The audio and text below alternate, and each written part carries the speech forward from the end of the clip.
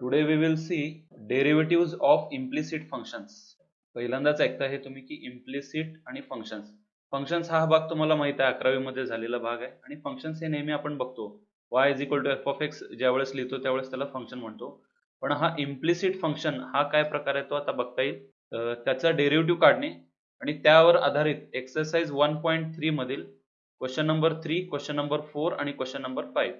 आता हे एक्झाम्पल आहे y is equal to 5 upon x. I have expressed y in terms of x.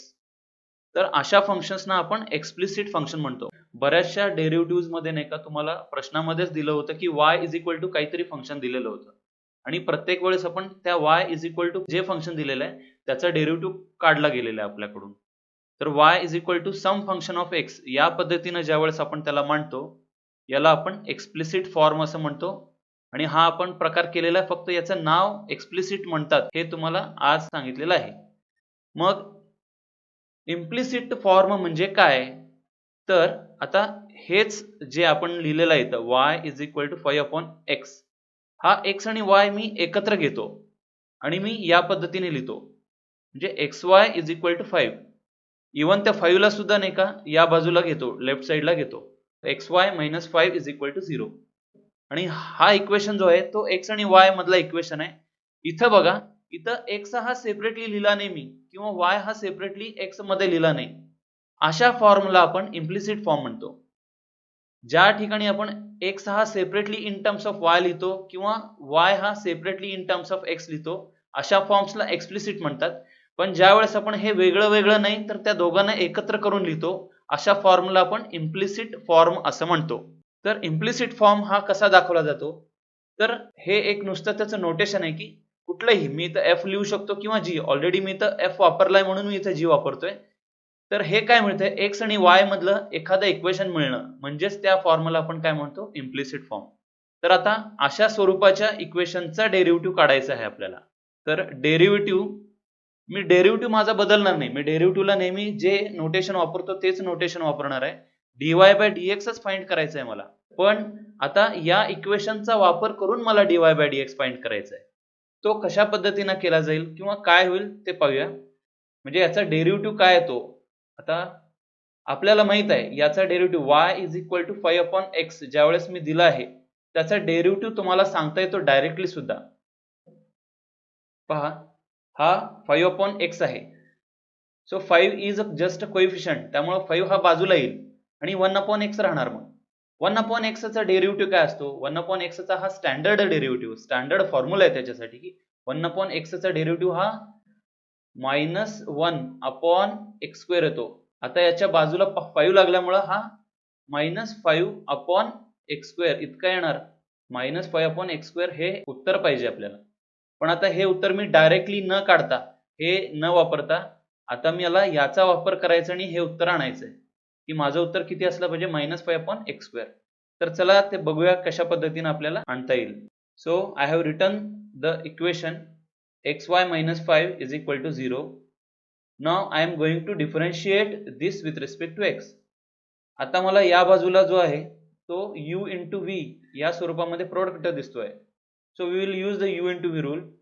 x तसाच लिहितोय मी y चा डेरिव्हेटिव्ह प्लस y ची टर्म तशीच लिहितो आणि मग x चा डेरिव्हेटिव्ह आणि हा -5 आहे 5 चा डेरिव्हेटिव्ह इथे लिहिलेला आहे.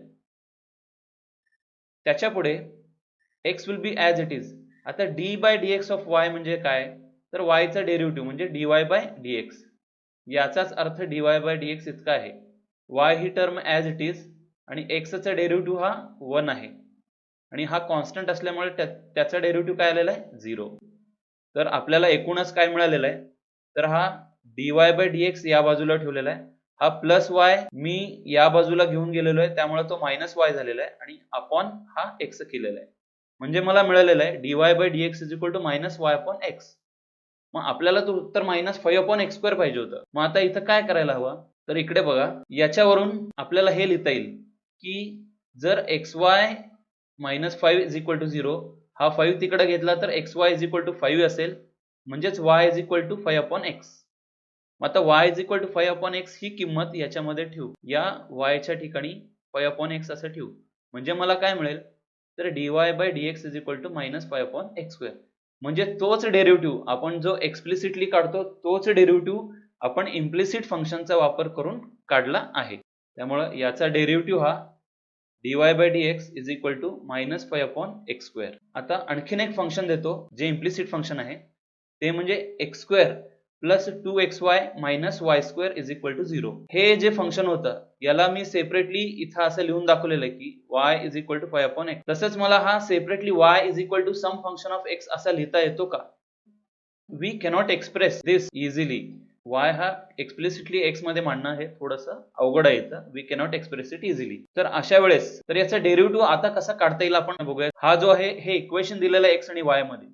मला डिफरन्शिएट विथ रिस्पेक्ट टू एक्सच घ्यायचं आहे. मग आता differentiate with respect to x केल्यामुळे काय होईल, प्रत्येक टर्मचा विथ रिस्पेक्ट टू एक्स मला डेरिव्हेटिव्ह घ्यायचा आहे. मग हा एक्स स्क्वेअर असल्यामुळे एक्स स्क्वेअरचा with respect to x derivative D by D x लिहिलेला आहे. ही 2 कोएफिशियंट असल्यामुळे बाहेर लिहिलेलं आहे आणि एक्स वाय मगाशी केल्यासारखंच इथं u इंटू v रूल वापरलेला आहे. x तसाच y चा डेरिव्हेटिव्ह प्लस y तसाच आणि x चा डेरिव्हेटिव्ह. त्यानंतर मायनस ॲज इट इज आणि y स्क्वेअर चा हा डेरिव्हेटिव्ह हा d by dx of y square असं म्हणून लिहिलेला आहे मी तो. आता यामध्ये काय करायचंय तर आता d बाय dx लिहिलं आणि त्याच्या आतमध्ये x चं फंक्शन असेल तर आपण नेहमीप्रमाणे जसं x चा डेरिव्हेटिव्ह असतो म्हणजे आता इथं x स्क्वेअर चा डेरिव्हेटिव्ह आहे तो काय असणार आहे 2x असणार आहे. त्या पद्धतीने मी करणार त्याला.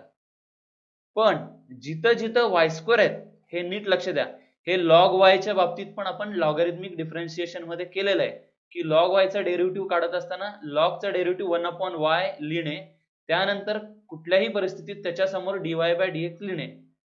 तोच प्रकार इथं सुद्धा करायचा आहे. त्यालाच आपण चेन रूल असं म्हणतो. म्हणजे आता बघूया तर y स्क्वेअर चा डेरिव्हेटिव्ह काढताना मी काय लिहिणार, y स्क्वेअर हा x स्क्वेअर प्रमाणे ट्रीट करायचा, तो 2x असणार आहे.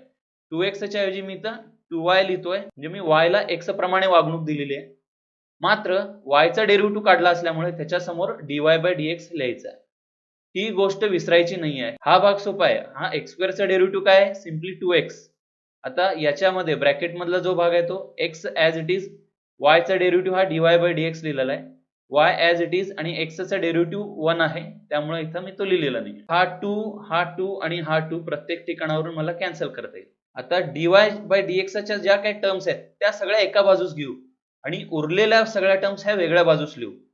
तर नीट पहा, इथं x dy by dx आहे ही टर्म आहे ती इथं लिहिलेली आहे.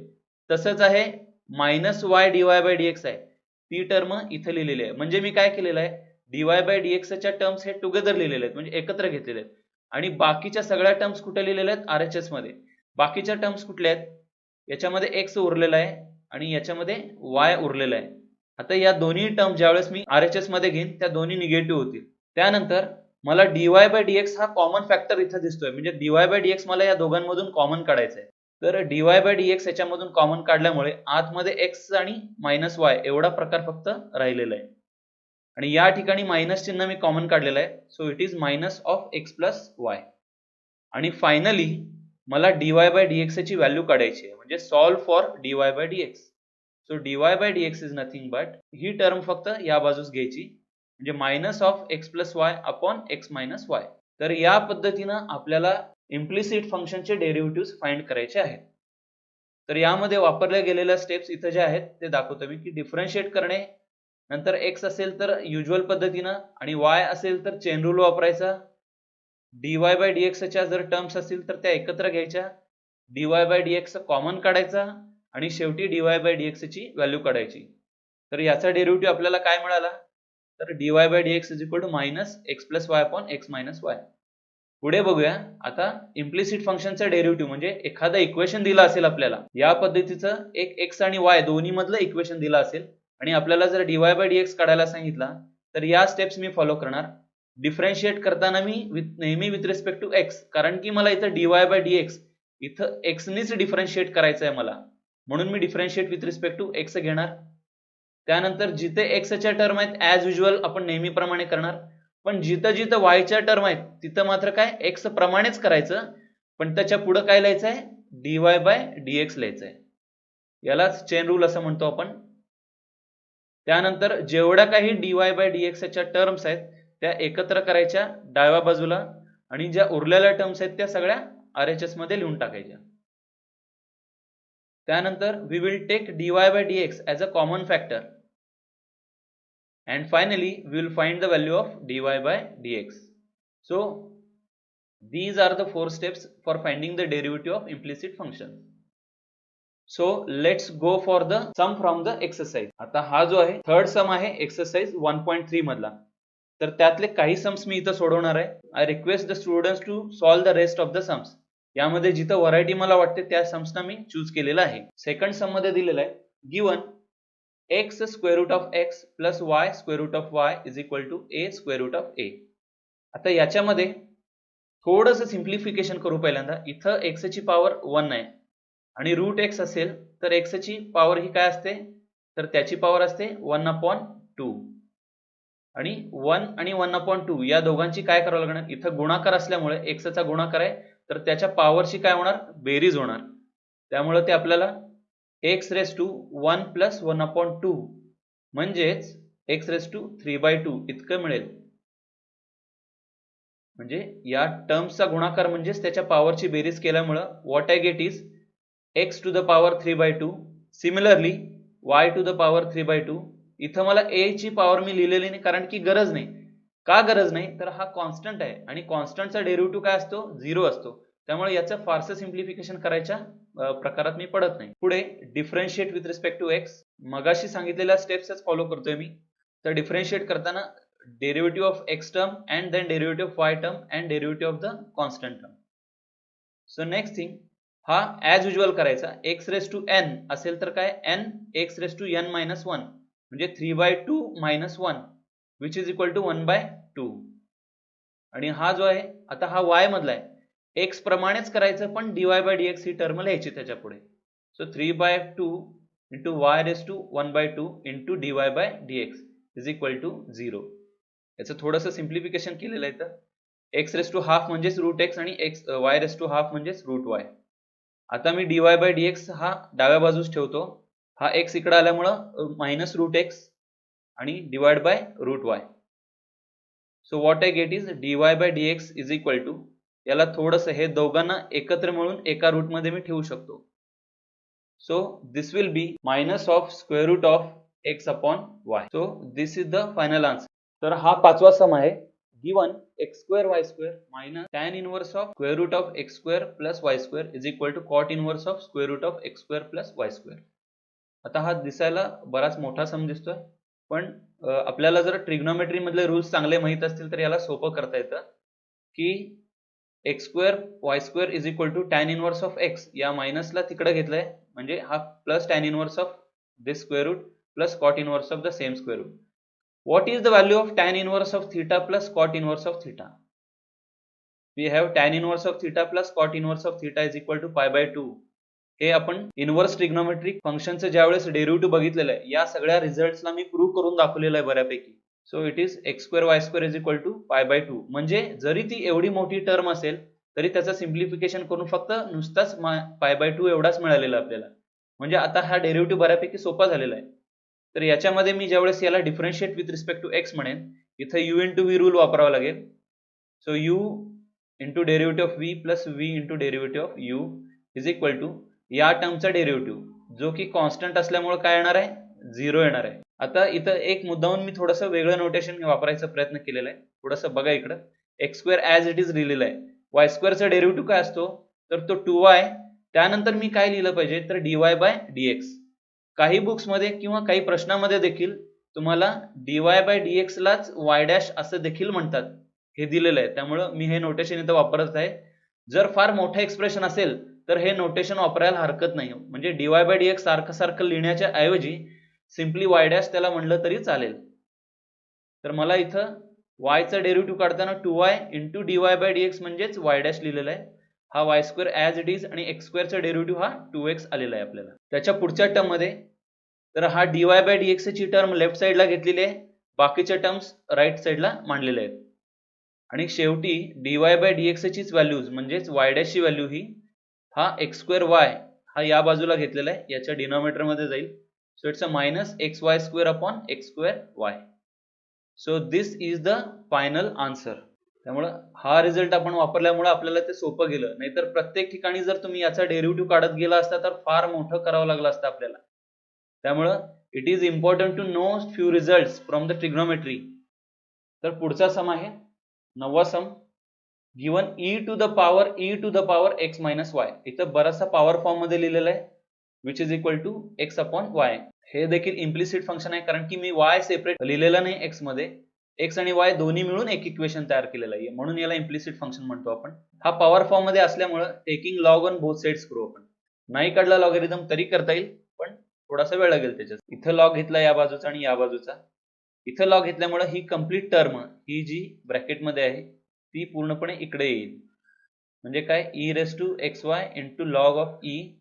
आणि इथं डिव्हिजन असल्यामुळे त्याचं रूपांतर मायनस मध्ये झालेलं आहे. आणि लॉग ऑफ e ची व्हॅल्यू आपल्याला माहित आहे की लॉग ऑफ e काय असतो 1 असतो.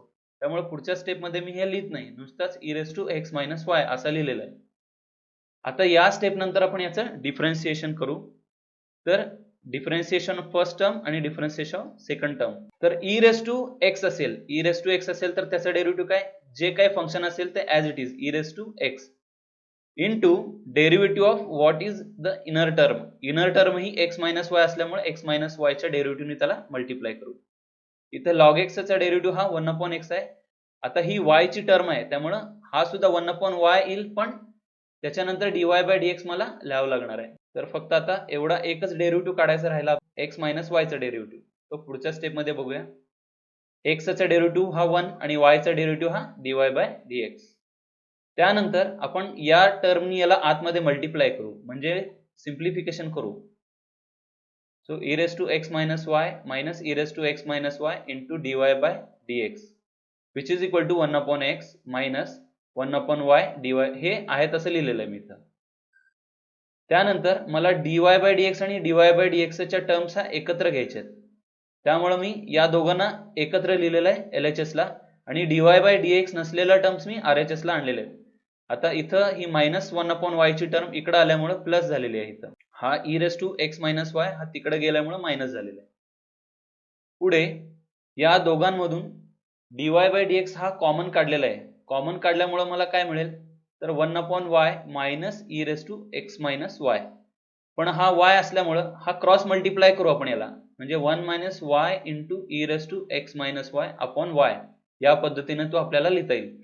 आणि इथं देखील क्रॉस मल्टिप्लाय केल्यानंतर म्हणजे याच्या खाली डिनॉमिनेटर काय असतो 1 असतो. 1 इंटू 1 इज 1 आणि x into e to the power x minus y upon x into 1 that is x. या पद्धतीने याला सिम्प्लिफाय केलेलं आहे आपण. y या बाजूस जाईल म्हणजे तो y इंटू दिस टर्म मिळेल आणि ही टर्म x च्या बाजूला येईल म्हणजे x इंटू दिस टर्म मिळेल आपल्याला. आणि हे असणार आहे फायनल आन्सर. हे कॅन्सल करू शकत नाही आपण. ह्या वेगळ्या वेगळ्या टर्म्स आहेत कारण की इथं x आहे आणि इथं y आहे. आता 10वा सम बघूया. Given x plus sine of x plus y is equal to y minus cos of x minus y. आता याला डिफरन्शिएट करूया. इथं सिम्प्लिफिकेशन करण्यासारखं काही नाही आहे. इथं x sine of x plus y आणि cos of x minus y त्यामुळे डायरेक्टली डिफरन्शिएट करूया. तर प्रत्येक टर्मचा मी डेरिव्हेटिव्ह लिहिलेला आहे इथं. डी बाय dx प्रत्येक टर्म साठी लिहिलेले आहेत. पुढे आता एक एक डेरिव्हेटिव्ह काढायला सुरुवात करू. x चा डेरिव्हेटिव्ह हा 1, sin चा डेरिव्हेटिव्ह हा sin चा डेरिव्हेटिव्ह cos असतो आणि आतमधल्या टर्मचा डेरिव्हेटिव्हने त्याला मल्टिप्लाय करायचं. आणि y चा डेरिव्हेटिव्ह हा dy बाय dx आहे जो ऍज इट इज इथं मी लिहिलेला आहे. ही minus term as it is. cos चा डेरिव्हेटिव्ह हा मायनस साइन आहे त्यामुळे हा मायनस साइन दिलेला आहे आणि आतमधल्या टर्मच्या डेरिव्हेटिव्हने त्याला मल्टिप्लाय केलेला आहे.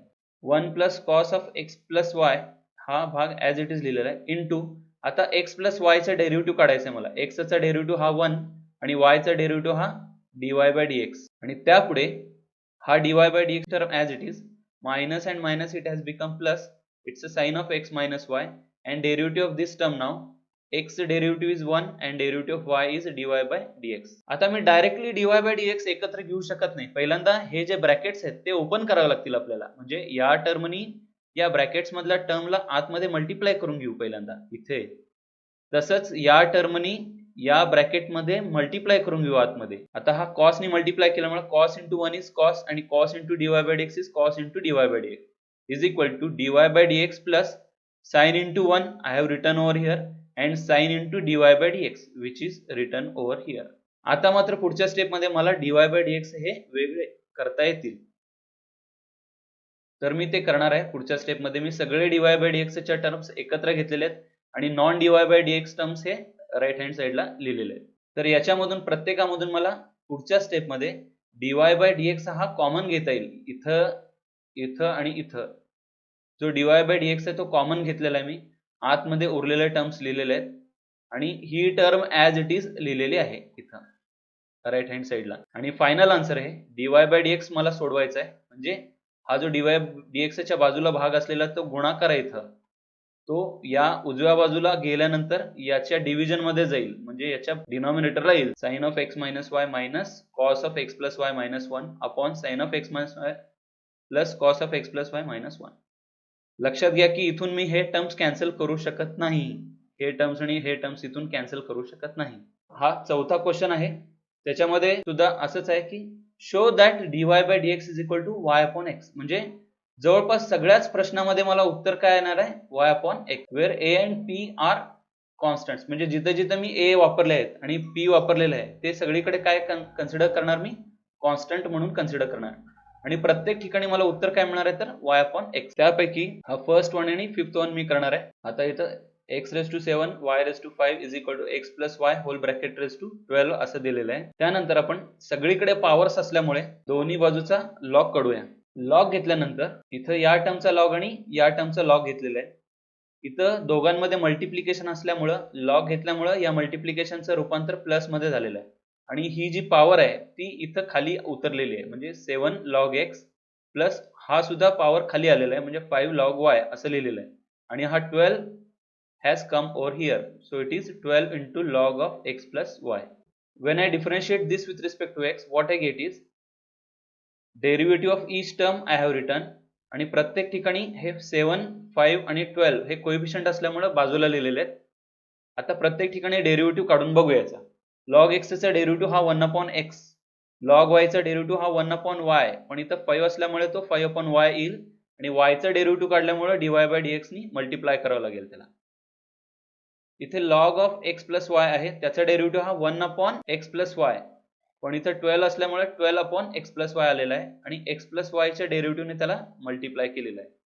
हा डेरिव्हेटिव्ह काढायचा भाग राहिलेला आपल्याला. याचा डेरिव्हेटिव्ह 1 येईल आणि याचा derivative dy by dx 1 plus dy by dx. त्यानंतर पहिल्यांदा सिम्प्लिफिकेशन करू. या टर्मने आतमध्ये मल्टिप्लाय करून घेऊया दोघांना. म्हणजे मिळेल मला 12 upon x plus y plus 12 upon x plus y into dy by dx. आता त्यानंतर dy बाय dx च्या टर्म्स ह्या एकत्र करायच्या आहेत मला. त्यांना एकत्र लिहिलेलं आहे मी आता पुढच्या टर्म मध्ये. ही 5 अपॉन y ची टर्म आणि ही टर्म इकडच्या आल्यामुळे मायनस मध्ये आलेली आहे आणि ज्या non dy by dx terms आहेत त्या सगळ्या एकत्र लिहिलेल्या आहेत. ही टर्म ॲज इट इज, त्याच्याच सोबत ही टर्म विथ निगेटिव्ह साइन आलेली आहे. त्यानंतर आता सिम्प्लिफिकेशनचा भाग. इथं क्रॉस मल्टिप्लाय करावं लागेल आपल्याला इथं आणि इथं. तर बघूया. पहिल्यांदा हा dy बाय dx कॉमन काढलेला आहे तो इथं लिहिलेला आहे. पुढच्या टर्म मध्ये सिम्प्लिफिकेशन करून लिहूया. तर क्रॉस मल्टिप्लाय केल्यामुळे काय मिळणार, हा x नी याला मल्टिप्लाय होणार, या टर्मनी याला मल्टिप्लाय होणार, तसंच या दोघांचं क्रॉस मल्टिप्लिकेशन होणार, मधलं निगेटिव्ह चिन्ह ॲज इट इज. मग पुढे बघूया. 5 नी आतमध्ये मल्टिप्लाय करावं लागेल इथं, तसंच 7 नी आतमध्ये मल्टिप्लाय करावं लागेल, पण याला मायनस चिन्ह असल्यामुळे दोघांचं चिन्ह मायनस येईल. की याच्या डिनॉमिनेटरला x प्लस y होता आणि याच्या पण डिनॉमिनेटरला x प्लस y होता, त्यामुळे मी दोन्हीच्या डिनॉमिनेटर मधून हा कॅन्सल करून टाकत आहे आणि त्यामुळे फक्त y आणि x एवढाच भाग फक्त पुढे लिहिलेला आहे. म्हणजे इथं फक्त y आणि x उरलेले आहे आणि वरच्या टर्मचं सिम्प्लिफिकेशन केल्यानंतर मला मिळणार आहे आता इथं 5y - 12y एवढा भाग राहिलेला आहे आणि 12x - 7x म्हणजेच काय मिळालं आहे, तर 5x मिळालेलं आहे आणि इथं -7y मिळालेलं आहे. मला वाटतं या स्टेप मध्ये सुद्धा हे दिसतंय की आपल्याला 5x - 7y इथं देखील आहेत आणि 5x - 7y इथं देखील आहेत. So we can cancel them out over here. तर मला एकदम शेवटी काय मिळेल, तर आता फक्त याच्यातली y ची टर्म राहिलेली आहे जी इकडे जाणार आहे वर आणि हा x चा ॲज इट इज भाग राहणार. त्यामुळे आपण दाखवू शकलो की dy by dx is equal to y upon x हे आपल्याला मिळालेलं आहे. अशाच रीतीने म्हणजे आता हे जे सम केलेलं आहे आपण, हा आपला फर्स्ट सम होता x raised to 7 into y raised to 5 is equal to x plus y raised to 12. म्हणजे 12 म्हणजेच काय होता, तर या दोघांची बेरीज होती. 7 आणि 5 12 मिळतात म्हणून ती बेरीज लिहिलेली आहे. दुसरं सम जे विचारलेलं जवळपास याच पद्धतीचं आहे. म्हणजे इथं काय x ची पॉवर दिलेली आहे p आणि y ची पॉवर दिलेली आहे 4 आणि त्या दोघांची बेरीजच पुढे दिलेली आहे p+4 आणि त्यांनी जे म्हणलेलं आहे त्याचप्रमाणे इथं सुद्धा आपल्याला y/x हे आन्सर मिळणार आहे. डेरिव्हेटिव्ह dy/dx हे उत्तर काय मिळणार आहे आपल्याला y/x. कधी कधी काय होतं ते डायरेक्टली हा प्रश्न देतात आणि MCQ मध्ये हा विचारतात. त्यामुळे आपल्याला थोडंसं इथे एक ट्रिक माहित पाहिजे की xy लिहिला असेल आणि हेच दोन टर्म जर बेरीज करून पुढे आलेले असतील x+y च्या डोक्यावर, अशा ठिकाणी आन्सर हे फक्त y/x एवढं येणार आहे. cos inverse of this part is equal to tan inverse of a असं दिलेलं आहे. आता a हा कॉन्स्टंट आहे म्हणून त्यांनी दिलेला already.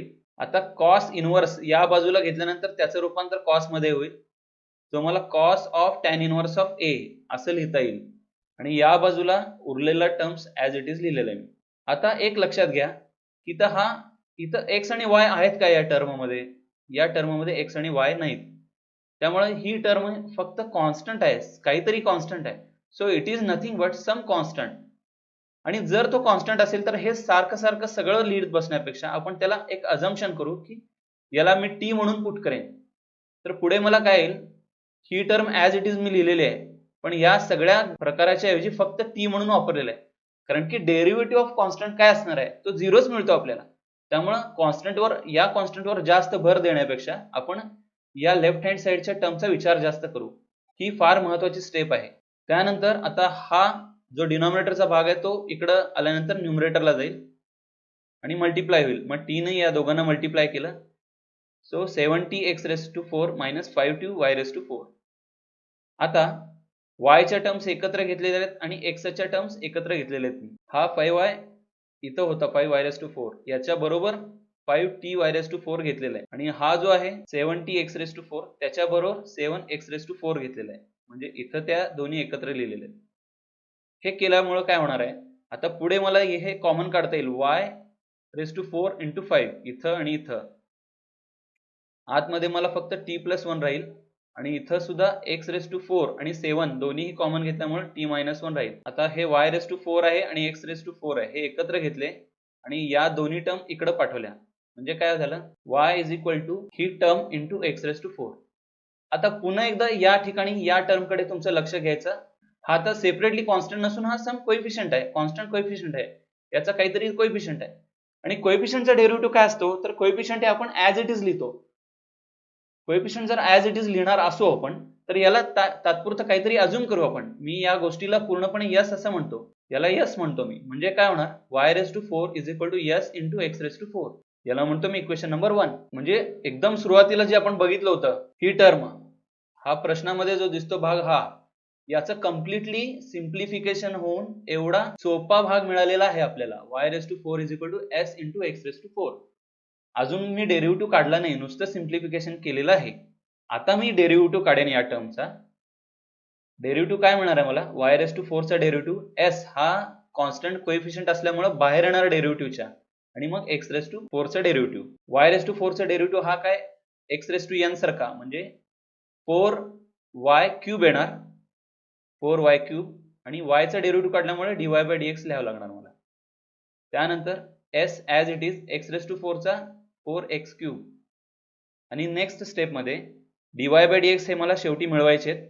dy/dx is equal to s 4x³ आणि हे 4 आणि हा 4 कॅन्सल झाल्यामुळे हा y³ फक्त डिनॉमिनेटरला जाईल. आता मला उत्तर हे एवढं मिळालेलं, खरं तर हे उत्तर आलेलं आहे आपल्याला. पण इथं s जो आहे, s कुठून मिळवलेला आहे आपण, तर s हा इथं देखील आहे फर्स्ट इक्वेशन मध्ये. तो s काय आहे तर y⁴/x⁴. हा या 1 मधला s ची व्हॅल्यू आपण 1 मधल्या s ची व्हॅल्यू ही इथं वापरूया आणि इथं रिप्लेस करूया त्याला. म्हणजे काय मिळेल मला, y⁴/x⁴ इंटू x³ तर एक सिम्प्लिफिकेशन येत होईल, हे क्यूब जातील, याच्यातले 4 मधले 3 गेले म्हणजे एक x राहिला, याच्यातले 3 आणि याच्यातले 3 गेल्यामुळे हा इथं फक्त y/x राहणार.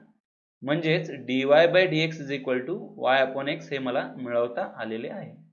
इथं एक गोष्ट लक्षात ठेवा की कॉन्स्टंट जे आहेत त्याचा फार मोठा रोल आहे इथं. कॉन्स्टंट टर्म म्हणा किंवा कॉन्स्टंट कोएफिशियंट्स म्हणा, कॉन्स्टंट कोएफिशियंट्सना जेवढं होईल तेवढं आपण स्मॉल करून लिहायचं म्हणजे आपल्याला डेरिव्हेटिव्ह काढायला सोपं जात आहे. यापैकी हा सम जो थर्ड सम आहे त्याच्याबद्दल विचार करूया आपण. चला, तर थर्ड सम मध्ये given that log of he term आहे याच्या बेसला 5 दिलेला आहे आणि इट इज इक्वल टू 2. तर पहिलं सिम्प्लिफिकेशन आपलं जे होईल ते हा जो लॉगॅरिथमिक फॉर्म आहे त्याचा मी इंडेक्स फॉर्म मध्ये रूपांतर करतो. ते कसं करायचं असतं इंडेक्स फॉर्म मध्ये, तर आपला हा लॉग इथून निघून जाईल आणि हा 5 इथं येईल. इथं मला 5 लिहावं लागेल आणि 2 हा 5च्या इंडेक्स मध्ये म्हणजेच त्याच्या डोक्यावर लिहावं लागेल. म्हणजे पुढे काय मिळेल मला, x raised to 4 plus y raised to 4 upon x raised to 4 minus y raised to 4 is equal to 5 चा स्क्वेअर, जो किती आहे 25 आहे. आणि त्यानंतर ही टर्म पूर्णपणे मला इथं मांडता येईल याच्या मल्टिप्लिकेशन मध्ये. म्हणजेच मला मिळेल 25x raised to 4 minus 25y raised to 4. आता y आणि y च्या टर्म्स टुगेदर घेऊ आणि x raised to 4 च्या टर्म्स एकत्र घेऊया. म्हणजे y च्या टर्म्स एकत्र घेतल्या, x च्या टर्म्स एकत्र घेतल्या. इथं मिळेल मला 26y raised to 4 आणि इथं मिळेल मला 24. इथं क्यूब नसून इथं 4च मिळणार आहे मला बरं का. त्यामुळे y raised to 4 is equal to हा 26 इकडे खाली घेतलेला आहे 24/26 इंटू x raised to 4. थोडंसं सिम्प्लिफिकेशन केल्यानंतर आपल्याला मिळेल दिस कॅन बी डिवायडेड बाय 12 दोन्ही 24 आणि 13 दोन्ही 26. या पद्धतीने आपल्याला 12/13 मिळेल आपल्याला. So we shall find the derivative of this term. So differentiating with respect to x what we get is याचा डेरिव्हेटिव्ह आणि याचा डेरिव्हेटिव्ह. y चा डेरिव्हेटिव्ह हा 4y cube into dy by dx आणि हा 12/13 4x क्यूब. पुढच्या step मध्ये हा y सुद्धा इकडे आपल्याला जाईल आणि dy बाय dx ची किंमत मिळेल. dy by dx is equal to 12/13 x cube upon y cube. And this will be the final answer. आता हा फार महत्वाचा सम आहे बरं का, जरा नीट लक्ष द्या प्रत्येक जण. Given that y is equal to square root of cos x plus square root of cos x plus square root of cos x plus up to infinity. हे दिसायलाच जरा भयानक दिसतंय, तरी पण डेरिव्हेटिव्ह मात्र फार सोपा आहे याचा. याला मी इक्वेशन 1 म्हणून अज्युम करणार आहे. आता मी पहिल्यांदा दोन्ही बाजूचा स्क्वेअर काढेन, म्हणजे y चा स्क्वेअर करेन, इथं y स्क्वेअर मिळेल आणि इथं स्क्वेअर केल्यामुळे फक्त एक स्क्वेअर रूट निघून जाईल. सगळे स्क्वेअर रूट निघून नाही जाणार, फक्त आता एक स्क्वेअर करतोय त्यामुळे फक्त हा स्क्वेअर रूट निघून जाईल आणि तिथं मला मिळेल cos x आणि बाकीचा स्क्वेअर रूट मधला भाग ऍज इट इज मिळेल मला. आता हे एक लक्षात घ्या की आपण हे असं कुठपर्यंत करत आहे, तर आपण इन्फिनिटी पर्यंत करत आहे. इन्फिनिटी म्हणजे असंख्य व्हॅल्यूज झाल्या. याला असं आपण लिहू शकतो का, विच इज सेम ॲज. आता या दोन्ही टर्मचं जरा नीट निरीक्षण करा की cos x ला cos x लिहिलेलं आहे मी, मात्र हे लिहित असताना आता इथं डॉट डॉट जे आहेत, डॉट डॉट म्हणजेच काय असणार आहे, त्यामध्ये ही टर्म आहे, त्यामध्ये ही टर्म असणार आहे root of cos x plus आणि मग परत डॉट डॉट डॉट डॉट येतील. ही टर्म मी या डॉट्सच्या ठिकाणी इथं ही टर्म मी लिहिलेली आहे. लक्षात येत आहे का बघा. म्हणजे असं जर बघता क्षणी असं वाटतं की इथं 2 स्क्वेअर रूट होते पण त्याचे 3 स्क्वेअर रूट मध्ये रूपांतर झालं. पण कशावरून ते रूपांतर झालं, आता मी इथं प्लस चिन्ह वापरलंय आणि डॉट डॉट डॉट लिहिलेत आणि हे कुठपर्यंत आहेत, इन्फिनिटी पर्यंत आहेत. त्यामुळं या डॉट्सच्या ठिकाणी मला हे एक टर्म मिक्स करता येईल किंवा घुसवता येईल त्याच्यामध्ये. का बरं असं केलेलं आहे, कारण की हा पूर्ण भाग जर बघितला, हा पूर्ण भाग याच्यासारखा दिसतो. म्हणजेच या पूर्ण भागाच्या ऐवजी या भागाची व्हॅल्यू म्हणजे मला काय ठेवता येईल, y असं लिहिता येईल. इथं डायरेक्टली y म्हणून लिहिता येईल. म्हणजे हे सगळं अवघड असलेला भाग मला कम्प्लिटली रिप्लेस करून फक्त y ही त्याची व्हॅल्यू लिहिता येईल. तर हे कसं आलं, थोडंसं आपण त्याचे बॅकग्राऊंड बघूया. समजा आता मी 1 प्लस 1 प्लस 1 अशा 1 पर्यंत लिहिलेले आहेत आणि अशा 10 टर्म्स आहेत. खरं तर मी स्क्वेअर केल्यामुळे एक टर्म याच्यातली कमी झाली, मी कॉस बाजूला काढलेला आहे आणि मग एवढ्या टर्म्स राहिलेले आहेत. 10 टर्म पैकी समजा मी एक टर्म याच्यातली नाही का कमी केली, तर मला पुढचं उत्तर सेम मिळणार आहे का, मला फक्त 9 टर्म्स राहतील आणि त्याचं उत्तर 1 प्लस 1 प्लस प्लस असं 9 वेळा येणार. म्हणजे याचं उत्तर 9 येईल आणि या सगळ्याचं उत्तर काय येत आहे 10. म्हणजे एक कमी केल्यानंतर इथं कमी होणार आहे. पण लक्षात घ्या इथं काय आहे, इन्फिनिटी आहे. इन्फिनिटी मधून जर एखादी टर्म कमी केली मी, तर त्या इन्फिनिटीला फारसा फरक पडत नाही. म्हणजे 1 प्लस 1 प्लस 1 अशा किती टर्म्स आहेत, इन्फिनिटली मेनी टर्म्स आहेत. या इन्फिनिटली मेनी टर्म्स मधून एक टर्म मी फक्त कमी करतोय, राहतील किती टर्म्स, तर ते इन्फिनिटी टर्म्सच राहणार आहेत. त्याच्यामध्ये सगळ्या इन्फिनिट टर्म्स राहणार आहेत. याचाच उपयोग करून म्हणजेच मी काय केलेलं आहे, हे इन्फिनिटी असल्यामुळं एक टर्म मी एक्स्ट्रा याच्यामध्ये मांडलेली आहे, त्यामुळे मला मूळ व्हॅल्यू मध्ये काहीच फरक पडत नाहीये. हे सगळं कशामुळे करू शकतो आपण, इन्फिनिटीमुळे. पूर्ण टर्मच्या ऐवजी मला लिहिता आलेलं आहे y लिहिता आलेलं आहे. हे कशावरून, तर या टर्म वरून मी y लिहिलेलं आहे त्याला. हे थोडंसं समजून घ्यायचा प्रयत्न करा. तर y² = cos x + y मला मिळालेलं आहे. आणि हा सगळा प्रकार हा फक्त इन्फिनिटीमुळे शक्य झाला. जर इन्फिनिटीच्या ऐवजी इथं 100 असलं असतं तर हा प्रकार करू शकलो नसतो मी. इन्फिनिटी मधून एखादी टर्म मी कमी केली तर इन्फिनिटीला फार फरक पडत नाही, म्हणून मी हे करू शकतो इथं. हेच एक नोट पण लिहिलेलं आहे की infinity plays very important role here. कारण इन्फिनिटी मधून एक कमी झाला तरी इन्फिनिटीला फारसा फरक पडत नाही. त्यामुळं सम मध्ये काय इन्फिनिटी दिलेला आहे का नाही हे नीट लक्षात घ्या आणि मग सम सोडवायला लागा. कारण एमसीक्यू मध्ये असा भाग येऊ शकतो, या इन्फिनिटीच्या ऐवजी समजा एखादा नंबर दिला तर या पद्धतीने त्याचं उत्तर येणार नाही. तर आता मिळालेली टर्म काय आहे, y² = cos x + y आहे. त्याला मी differentiate with respect to x करेन. म्हणजे मला काय मिळणार आहे, आता y² चा डेरिव्हेटिव्ह हा 2y × dy/dx आणि cos x चा डेरिव्हेटिव्ह हा -sin x आणि इथं फक्त y राहिल्यामुळे y चा डेरिव्हेटिव्ह हा dy/dx लिहिलेला आहे आपण. पुढच्या स्टेप मध्ये या दोघांना एकत्र करेन आणि नॉन dy टर्म एकत्र करेन. dy/dx टर्म कॉमन काढू, जो dy/dx = -sin x / 2y - 1 असा मला तो लिहिता येईल. याला एक सिंप्लिफिकेशन आणखीन एक केलेलं आहे इथं. मायनस चिन्ह याच्यामध्ये ऍब्सॉर्ब करून घेतलं, म्हणजे हा प्लस होईल आणि हा मायनस, म्हणजे हा 1 प्लस झालेला आहे आणि 2y मायनस झालेला आहे. So this will be the final answer. So I request all of you to do rest of the sums from exercise 1.3 as the homework.